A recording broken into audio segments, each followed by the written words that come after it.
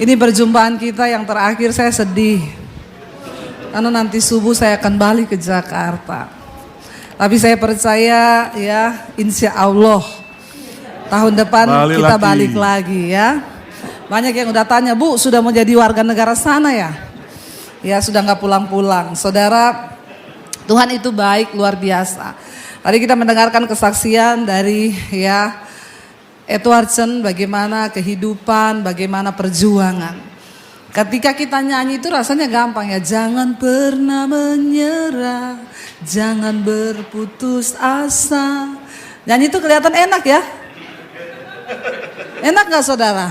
Enak banget. Tapi waktu melakukannya itu gak gampang. Tidak seenak waktu kita nyanyi ya.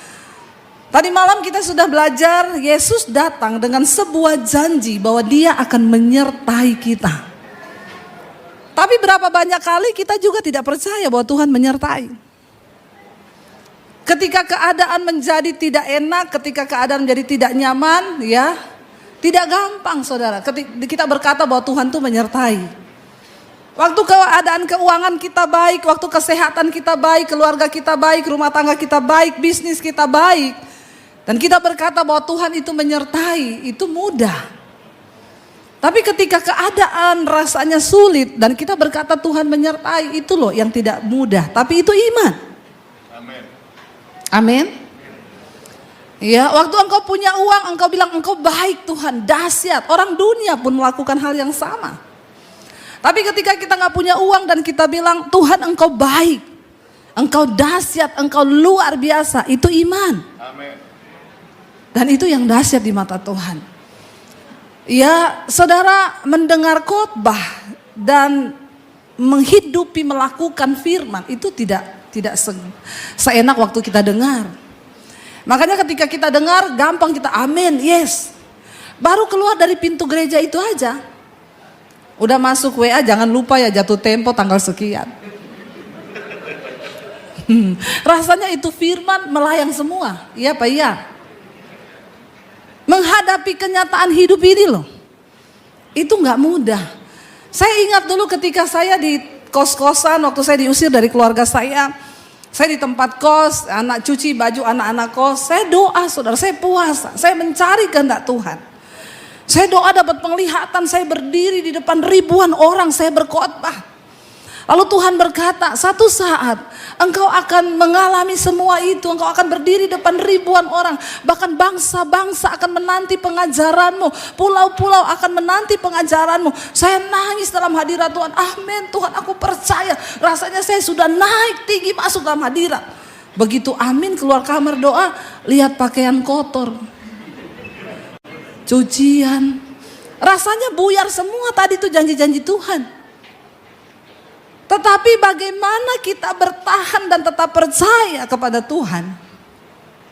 Semua akan teruji. Tidak bagi semua orang firman itu akan terjadi. Tuhan berkata kepada bangsa Israel, masuki negeri itu dengan iman percaya. Kalau engkau percaya sungguh-sungguh maka engkau akan mengalami. Tapi kalau engkau tidak percaya maka hal itu tidak akan terjadi kepadamu. Hari ini janji Tuhan sudah dibentangkan. Saudara mendengarkan firman Tuhan sudah begitu banyak. Tapi mari tetapkan dalam hatimu hari ini berkata, yes, aku mau percaya dan aku mau melakukan itu Tuhan. Cuma itu yang Tuhan tunggu. Ya, jangan amin-amin di gereja pulang lupa semua saudara. Ayo kita masuki tahun yang baru dengan iman yang baru. Amin. Tadi pagi saya sampaikan Yesus datang, Dia membuat semuanya baru. Karena barang siapa yang ada dalam Yesus, Ia adalah ciptaan yang baru. Apanya yang baru? Hidup kita baru. Berkat kita pun baru. Kalau hari ini saudara berkata, Tuhan aku mau keadaan keuanganku lebih baik dari tahun kemarin. Kalau hari ini saudara berkata, aku mau keluargaku lebih baik dari tahun kemarin. Tuhan aku mau bisnisku lebih baik dari tahun kemarin. Kalau saudara menginginkan yang lebih baik, engkau percaya gak Tuhan terlebih rindu untuk melakukan semua kebaikan itu dalam hidupmu? Kenapa? Karena janji itu sudah diberi. Tapi sekali lagi apa yang menghalangi berkat Tuhan yaitu dosa, ketidakpercayaan kita. Iya, makanya nyanyi, jangan pernah menyerah. Saya ingat saudara dulu, kami waktu di Solo, ya saya dan suami itu prinsip kami nggak mau meminta-minta. Ya sebagai hamba Tuhan, ya saya nggak pernah pinjam uang. Kita punya prinsip sesulit apapun kita, nggak makan sekalipun jangan pernah pinjam uang. Karena hamba Tuhan itu dia harus berharap kepada Tuhan, tidak boleh pinjam uang. Jadi kami tidak pernah pinjam uang. Lalu kami mulai membangun satu usaha, masih tetap rohani. Kita buka percetakan, kita nyetak buku-buku rohani, renungan rohani. Ya, beredar di seluruh Indonesia, masuk ke toko-toko buku Kristen. Dan semua distributor saya itu pendeta hamba Tuhan. Kami kasih mereka jarak bayar itu 3 bulan. Jadi kita kirim yang Januari, nanti Maret mereka bayar yang Januari. Maret mereka baru bayar. Sebenarnya sudah lumayan ya saudara, temponya 3 bulan kan. Ya. Tapi ya saya nggak tahu kenapa juga ada yang kadang 5 bulan enggak bayar, 6 bulan enggak bayar. Kalau saya telepon, saya SMS, Pak, tolong setoran yang 5 bulan lalu dong Pak. Bapak harus setor 2 loh. Dia balas gini, Bu, saya lagi pelayanan misi di daerah. Maksudnya tidak ada ATM. Saya bilang ada bank BRI di sana. Di desa-desa itu semua ada bank. Kupedes, Simpedes, simpanan perawan desa. Kupedes, ku dapat perawan desa. Enggak saudara ya. Maksudnya itu bank BRI itu menyeluruh. Tapi alasan saudara. Nanti kalau saya telepon, ringtone-nya itu bunyi saya telepon. Allah mengerti, Allah peduli segala persoalan yang kita alami. Itu kalau sudah ringtone-nya begitu jangan saudara WA. Dia bilang Allah aja ngerti masa lu gak ngerti. Karena orang yang utang itu sama yang diutang itu lebih galak yang. Kalau datang mau utang manis. Hai Cin, tambah cantik deh kau. Habis itu boleh pinjam uang enggak? Nah kalau ada yang begitu-begitu jangan. Saya kasih saudara tips untuk menghindar menjadi penanggung sesama. Kalau ada orang datang pinjam uang 10 juta dan imanmu itu tidak sampai untuk merelakan 10 juta, jangan kau kasih 10 juta. Survei membuktikan yang utang itu banyak yang tidak bayar. Saya berdoa di sini tidak ada yang suka utang. Amin. Amin. Berharap kepada Tuhan. Beriman, saya bukan cuma ngomong, saya mengalami. Ya bahkan sama kakak ipar pun gak pernah, dulu pernah saya sudah mau pinjam, udah mau WA. Roh Kudus tegur, kamu tuh pendeta hamba Tuhan, kamu pinjam, kamu mempermalukan Tuhan. Gak jadi saya. Masuk di kamar nangis berdoa, bahasa roh. Tiba-tiba telepon saya bunyi-bunyi terus. Lagi berdoa. Habis amin saya lihat, waduh ada telepon dari satu perusahaan. Saya sudah duga gini, ini pasti salah jadwal. Jangan-jangan saya ada jadwal hari ini saya nggak lihat. Jadi saya WA, Shalom, kenapa ya telepon terus dari tadi ya? Saya tidak salah jadwal kan, nggak ada jadwal perusahaan hari ini kan? Enggak Bu, tapi perusahaan kami diberkati dan bos kami mau membagi berkat bagi hamba-hamba Tuhan yang sering pelayanan di perusahaan ini. Jadi saya mau minta nomor rekening. Lagi doa dijawab Tuhan loh, amin.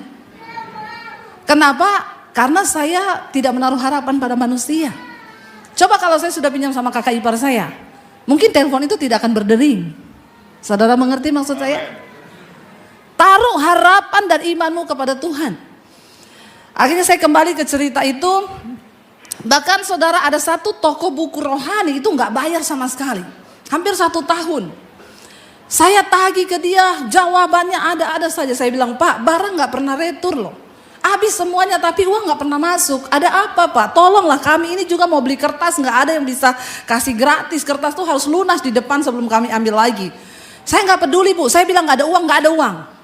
Ada teman saya datang ke Bali, dia toko buku di sana. Bu, mumpung saya di Bali, saya tagihin ya uangnya ya. Silakan aja, semoga berhasil. Karena saya sudah tidak menganggap, sudahlah saya relakan.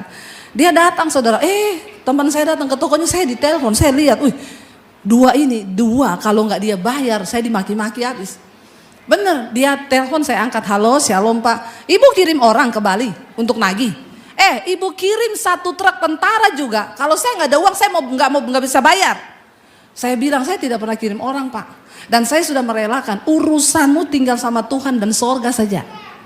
Anda tidak akan pernah diberkati makan uang orang dengan tidak adil, apalagi tidak layak. Stop, saudara. Kalau engkau mau melihat berkat Tuhan, makanlah uang yang halal, katakan. Ya, jangan merugikan orang dari hasil rampasan. Kita tidak akan pernah melihat berkat. Lalu akhirnya saudara, suami saya bilang ini, saya nggak ada distributor yang mau bayar. Aku hari ini harus ambil kertas. Tapi kita nggak punya uang, kita nggak bisa cetak lagi. Kalau uang semua mandek di distributor, saya bilang saya sudah telepon semua distributor, tidak ada yang bisa bayar, nggak ada uang semua mereka. Terus saya bilang berharap saja sama Tuhan. Dari malam itu saya teguhkan hati suami saya, istri itu memang begitu. Karena memang suami itu rata-rata tidak percaya sebelum melihat. Iya nggak bapak-bapak? Makanya istri itu yang harus lebih peka. Malam itu saya cuma bilang sama suami saya gini, saya percaya besok ada uang. Dia bilang, kamu tahu dari mana? Dari Tuhan. Benar? Iya, tidur aja malam ini. Dia tidur ngorok, saya doa nangis di kamar. Tuhan, bela kami Tuhan. Sudah gak ada jalan Tuhan, apa yang harus kami lakukan? Aku percaya Engkau Tuhan yang hidup, Engkau buktikan mujizat-Mu. Besok pagi dia pulang, habis pelayanan di doa fajar saudara. Masuk rumah, dia nyanyi lagunya Edwardson. Tapi di aransemen sama dia beda. Dia masuk rumah nyanyi, hatiku dari depan sampai di dapur.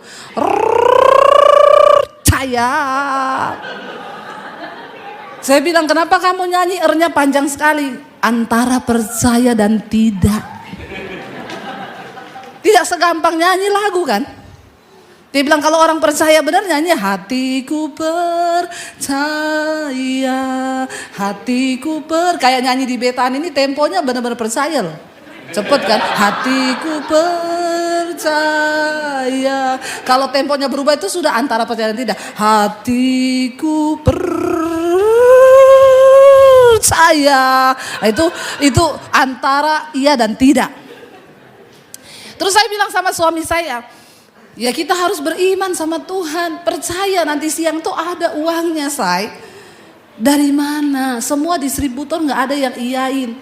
Saya bilang kamu nanti siang ada lihat anak-anak latihan musik di gereja kan? Iya, jam berapa? Jam 1 siang. Nanti habis latihan di gereja kamu pulang cek di ATM pasti duitnya ada. Dia bilang kamu tahu dari mana? Dari Tuhan. Kamu hubungin distributor ya? Nggak ada. Kamu telepon semua distributor, semua jawabannya nggak bisa bayar. Terus kenapa kamu bisa bilang begitu? Ya beriman saja. Betul? Iya betul. Suami saya bilang, tapi istriku ini biasanya kalau beriman terjadi loh. Saya bilang, iya beriman saja. Dia pergi saudara ke gereja. Belum lama pergi, telepon. Aku di ATM ini. Terus nggak ada duitnya. Lah kan saya bilang habis latihan.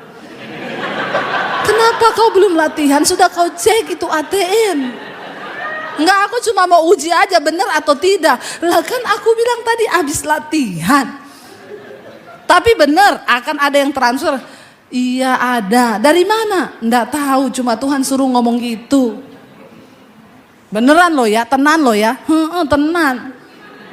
Tapi kamu latihan dulu, pergi ke gereja dia latihan. Saya di rumah berdoa saudara. Ya, nanti kita habis ibadah nyanyi itu ya, lagu itu ya.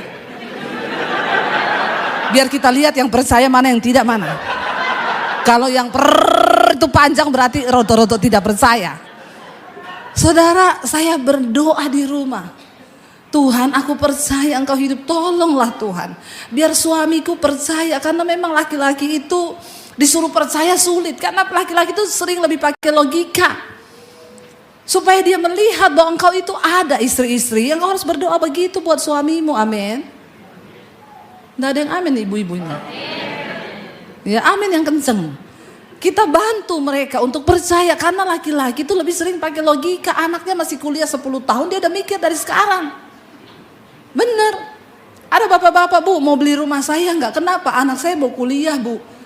Kuliahnya kapan pak? Tahun ini masuk enggak? 5 tahun lagi. Lah kenapa bapak udah mau jual rumah sekarang? Saya takut nggak ada uang, jadi buat siap-siap. 5 tahun ke depan dia sudah mikir. Bapak-bapak, maaf ya, otakmu itu ukurannya kecil. Memorinya juga sempit, terbatas. Nggak 1 tera. Jadi ndak usah kau pikir urusan 5 tahun mendatang. Itu urusan Tuhan. Amen.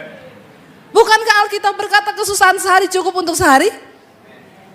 Makanya survei membuktikan yang paling banyak kena stroke itu bapak-bapak. Ini benar, karena ukuran otak laki-laki itu lebih kecil daripada perempuan. Sementara memorinya full, overload. Akhirnya stroke. Beda sama perempuan, ukuran otaknya lebih besar, tapi kosong, gak ada yang dipikir. Ya, ibu-ibu bener gak? Karena kita, perempuan itu pakai perasaan, ada masalah nangis dia. Udah habis nangis selesai. Ada masalah dia curhat sama temennya. Say, ada masalah nih. Kenapa, Cin? Dia WA panjang sekali. Temennya udah tahu karena dia sudah sering biasa WA. Nggak dibaca sama temennya, nggak. Cuma dibalas, sabar ya Cin, berdoa. Udah lega dia karena waktu dia ketik itu sudah terlampiaskan semua emosi dan perasaannya. Jadi plong. Kalau laki-laki kan beda. Nggak mungkin curhat-curhatkan kan. Kalau ada laki-laki yang suka curhat tuh pasti cucok. Ya, apalagi Cin, waduh, bahaya loh saudara, hati-hati. Saudara, ya akhirnya saya berdoa dalam nama Yesus, Tuhan tolong Tuhan, biar suamiku itu belajar percaya, biar dia percaya bahwa Tuhan tuh ada, dia nggak pakai logika terus. Habis itu dia latihan, saya sudah deg-degan tunggu telepon saudara. Berapa jam kemudian telepon saya bunyi, waduh, ya, dia bilang, Say, aku di ATM. Saya deg-degan, bagaimana ini Tuhan? Kenapa? Emang kau enggak tahu ada distributor yang ngomong mau transfer? Enggak, beneran nggak ada yang ngomong janji sama kau bayar siang ini. Enggak, kenapa? Ada enggak uangnya? Enggak ada enggak yang janji? Enggak. Uangnya ada apa enggak? Oh, ada. Tepuk tangan dong saudara. Ya, aduh, dalam hati saya selamat. Puji Tuhan, padahal saya juga tidak tahu, tapi itulah iman. Yang tidak ada bisa menjadi ada. Kenapa? Karena kau punya Tuhan yang hidup. Dia Allah yang bertanggung jawab, asal kau mau percaya sungguh kepada Dia. Jangan takut. Taruh imanmu sungguh-sungguh kepada Tuhan hari ini. Jangan takut akan tahun depan. Tapi jangan mau bergeser dari pengharapanmu kepada Tuhan. Saudara, Yesus sudah datang untuk mendamaikan hidupmu dengan Allah. Kenapa? Karena ketika kita hidup jauh dari Tuhan, engkau tidak bisa mengalami berkat Tuhan. Tapi Yesus datang untuk memperdamaikan dirimu dengan Bapa. Dan ketika engkau diperdamaikan dengan Tuhan, kita menjadi anak-anak kesayangannya. Dan ketika kita menjadi anak kesayangannya, itu artinya engkau adalah ahli waris. Apa itu ahli waris? Orang-orang yang berhak menerima janji-janji penyertaan Tuhan. Jangan engkau pikul sendiri bebanmu karena engkau akan capek. Berat hidup ini. Capek hidupmu kalau engkau pikul sendiri semua bebanmu. Engkau butuh Tuhan. Taruh semua pengharapan hidupmu kepada Tuhan. Dia Allah yang sungguh-sungguh hidup. Dan Dia Tuhan benar-benar ada bagi saudara dan saya. Saudara, di sini dikatakan, coba kita baca Kolose pasal yang pertama. Saya pengen kita baca ayat yang ke-19 mulai. Di sana dikatakan, karena seluruh kepenuhan Allah berkenan diam di dalam Dia yang adalah Kristus, dan oleh Dialah Ia memperdamaikan segala sesuatu dengan dirinya, baik yang ada di bumi maupun yang ada di sorga, sesudah Ia mengadakan pendamaian oleh darah salib Kristus. Juga dikatakan di sana siapa? Kamu, katakan juga aku. Juga aku yang dahulu hidup jauh dari Allah dan yang memusuhinya dalam hati dan pikiran seperti yang nyata dari perbuatanmu yang jahat. Sekarang kita sudah diperdamaikan dengan Tuhan. Dulu kita memusuhi Allah. Karena itu kita melakukan semua kejahatan, semua dosa. Kita lakukan kenajisan, percabulan, kepahitan. Semua hal yang jahat kita lakukan itu tanda orang yang masih bermusuhan dengan Tuhan. Jangan engkau hidup bermusuhan dengan Tuhan. Dikatakan sekarang kita telah diperdamaikan. Ya, kita yang tadinya dulu hidup kita itu jauh dari Allah. Kita memusuhi Dia dalam hati dan pikiran seperti yang nyata dari perbuatanmu yang jahat. Sekarang diperdamaikannya di dalam tubuh jasmani Kristus oleh kematiannya untuk menempatkan kamu kudus dan tak bercela dan tak bercacat di hadapannya.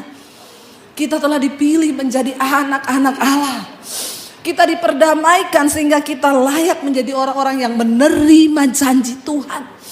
Ya dan amin. Dan ketika kita sadar kita sudah diperdamaikan, apa yang harus kita lakukan? Mari kita baca ayat 23 yang terakhir. 1, 2, 3. Sebab itu apa?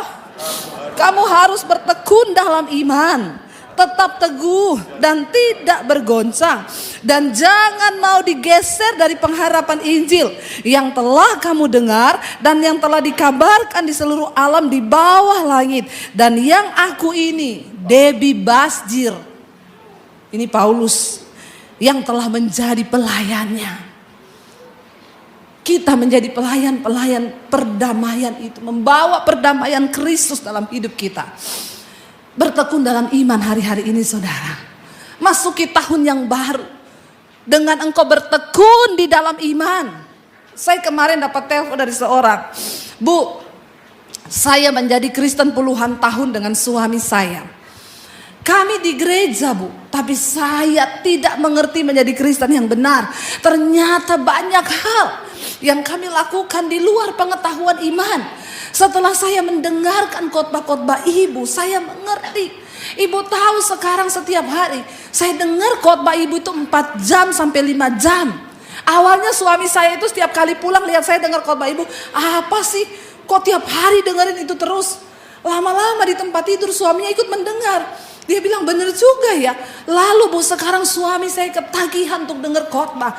Hari-hari ini kami terus bertumbuh dalam iman dan banyak sekali yang Tuhan ubah dari hidup kami. Dan kami semakin menjadi cinta Tuhan. Saya bilang yes. Itu artinya engkau ketemu dengan Tuhan secara pribadi. Engkau mulai mencintai Dia.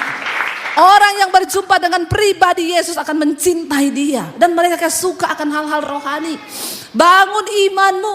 Taruh pengharapanmu kepada Tuhan. Hanya orang yang terus membangun dan bertekun di dalam iman, yang tidak akan tergoncang dan tidak akan tergeser.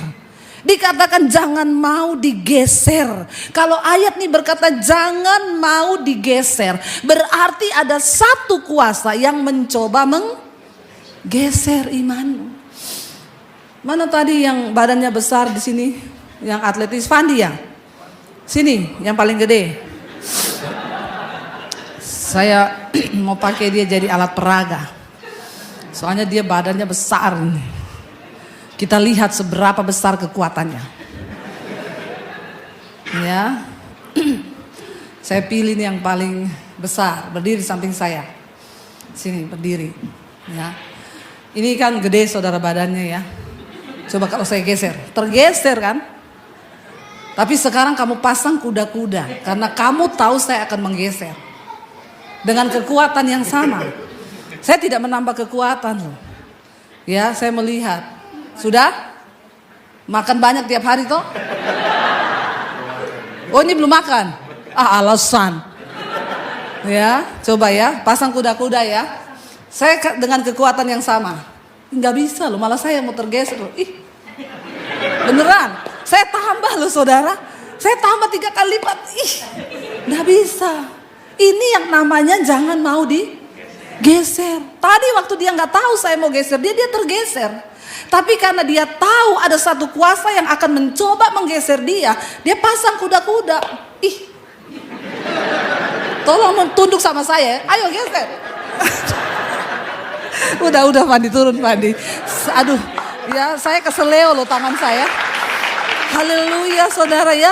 Saudara, waktu dia tahu ada satu kuasa yang mau coba menggeser, dia pasang kuda-kuda. Ayat ini berkata, kamu jangan mau digeser. Apa yang bisa menggeser imanmu? Persoalan hidupmu. Tantangan, ketakutan, kekhawatiran setiap saat berusaha menggeser iman kita. Tapi ayat ini berkata, orang yang sudah menerima Yesus dan diperdamaikan dengan Yesus, engkau tidak akan bergoncang. Memang mungkin ada air mata, memang mungkin akan ada tekanan, tapi engkau terus kuatkan iman dan berkata, aku percaya Tuhan. Ibu yang telepon saya dan bilang, Bu, sekarang setiap hari saya dan suami dengar firman. Ibu tahu dulu ketika ada masalah kami salahkan Tuhan. Dan kami ribut, tapi sekarang setiap ada masalah kami bilang, terima kasih Tuhan. Kami tahu ini menguatkan iman kami. Responnya berbeda. Dan itu bisa terjadi hanya ketika engkau bertekun di dalam iman. Saya undang para imam musik maju ke depan. Habis ini saya akan pelayanan di gereja lain, masih ada 2 pelayanan, dan nanti subuh kami akan ke airport, kami akan menuju ke Jakarta. Terima kasih buat semua pelayanan saudara buat kami di sini. Tuhan yang akan membalas, terutama buat Pak Lukas, Ibu, seluruh jemaat. Saudara, pesan saya, jemaat BMC, engkau akan keluar sebagai pemenang-pemenang. Tahun depan akan menjadi tahun pengharapan. Saya undang Pak Edwardson, ya, bisa maju ke depan. Kita akan nyanyi lagu tadi, Hatiku Percaya. Tapi kita nyanyi di BMC, imannya itu beda, ya. Jadi ketukannya pas, jangan dirubah. Berlatih untuk benar-benar percaya. Bangkit berdiri bersama. Walaupun kami tidak bisa melihat jalan-Mu di depan kami, Tuhan. Walaupun kami tidak tahu apa yang akan terjadi di tahun depan, tapi kami tidak mau digeser iman kami. Karena kami percaya Engkau Tuhan yang berjalan di depan kami. Engkau ada bagi kami. Tuhan, Tuhan, seringkali banyak ketakutan dan kekhawatiran di hati kami. Namun hari ini kami tahu satu kebenaran. Kami tidak mau digeser dari pengharapan kami kepada Injil-Mu. Kami percaya Engkau datang ke dalam dunia. Engkau berkorban bagi kami. Itu artinya Engkau beri segala-galanya bagi kami.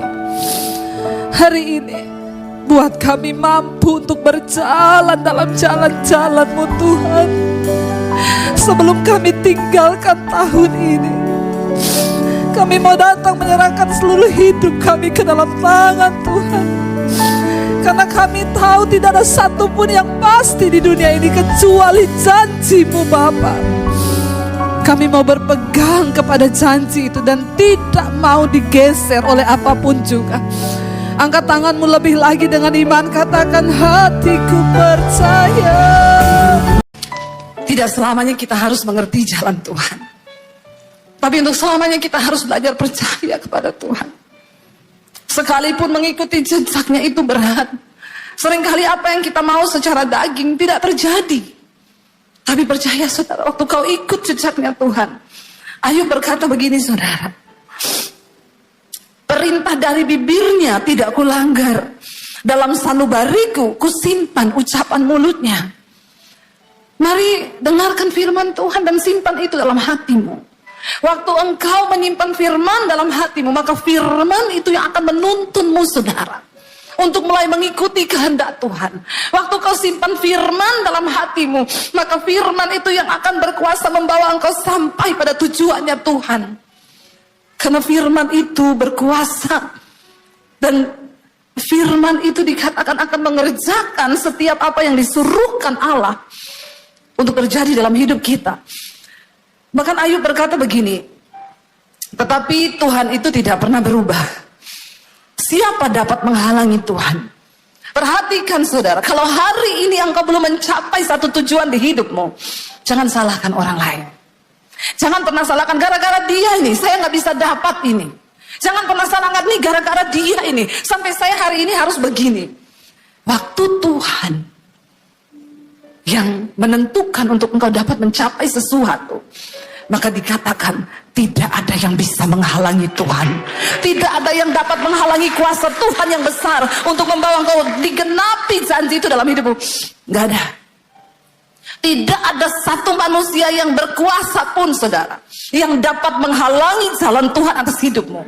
Bagian kita cuma duduk di kaki Tuhan dan belajar percaya. Ajar kami memahami Tuhan, apa maksudmu dari setiap ujian ini. Waktu kau tahu bahwa ayat ini berkata, siapa dapat menghalangi Tuhan? Karena itu saya selalu belajar untuk menerima bahwa kenyataan apapun yang kita hadapi hari ini itu seizin Tuhan. Dia tidak pernah terlalu cepat. Tuhan gak pernah buru-buru, saudara. Walaupun kita udah gebelet banget pengen dapetin itu, tapi Tuhan bilang tunggu. Kalau aku belum berkata, itu gak akan terjadi. Waktu kita mengerti cara Tuhan ini, kita gak mudah menyalahkan orang lain gara-gara dia itu. Sampai saya gak bisa begini, gara-gara dia itu. Stop. Karena Tuhan, kalau dia sudah menetapkan sesuatu, ayat ini berkata, tidak ada satu pun yang dapat menghalangi Tuhan. Tidak ada satu kuasa pun yang dapat menghalangi kehendak Tuhan terjadi. Apa yang dikehendakinya, perhatikan. Ayat ini berkata begini, saudara. Baca bersama. Apa yang dikehendakinya dilaksanakan juga. Karena apa? Ia akan menyelesaikan apa yang ditetapkan atasku, dan banyak lagi hal yang serupa ya dimaksudkannya. Tuhan akan melaksanakan ketetapannya atas hidup kita. Hari ini bagian kita berkata, Tuhan, tuntun aku berjalan di dalam jejak-Mu. Hari ini banyak hal yang tidak kami mengerti. Waktu-waktu ke depan mungkin masa yang suram, kekelaman. Tapi waktu Engkau datang dan berkata pada Tuhan, aku mau Tuhan ajar kami memahami semua rencana-Mu atas hidup kami. Maka dia Tuhan yang turut bekerja mendatangkan kebaikan atas hidup kita. Bangkit berdiri bersama, saudara. Angkat hatimu pada Tuhan. Serahkan hidupmu kepada Tuhan malam ini. Ini adalah titik balik. Bilang, Tuhan, biar malam ini menjadi titik balik hidupku kepada Tuhan. Kami datang, Tuhan, memberi hidup kami kepadamu, Bapa. Bahwa lidah kami hanya memuji, Yesus, memuji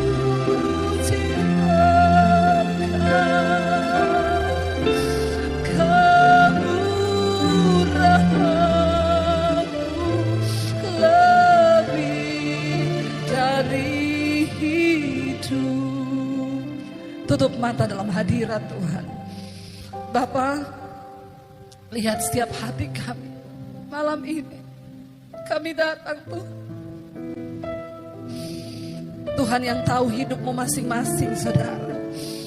Dan malam ini dia cuma mau Engkau beri hidupmu yang sungguh-sungguh bagi dia. Tidak peduli dosa apapun yang sedang hari ini Engkau lakukan. Tuhan tidak pernah melihat masa lalu, tapi dia tunggu engkau yang sekarang untuk menyerahkan hidupmu kepada Tuhan.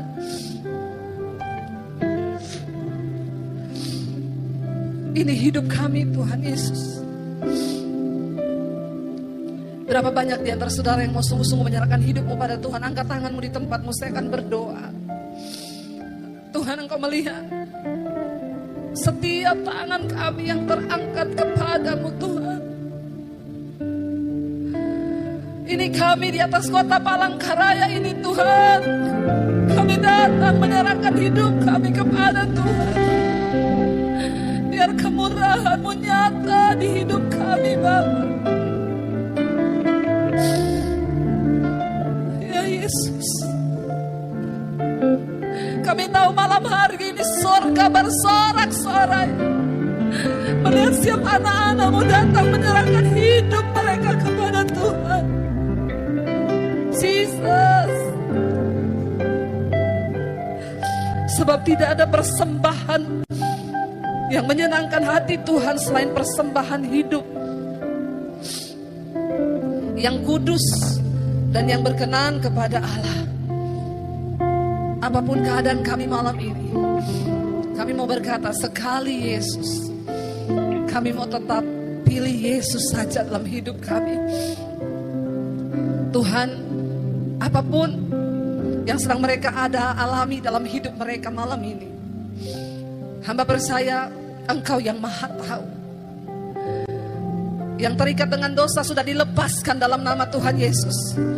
Yang sakit malam ini Tuhan sembuhkan dalam nama Yesus. Yang mengalami pergumulan yang berat malam ini Tuhan lepaskan dalam nama Yesus. Kami mau berkata malam ini ketika kami sudah memilih Yesus,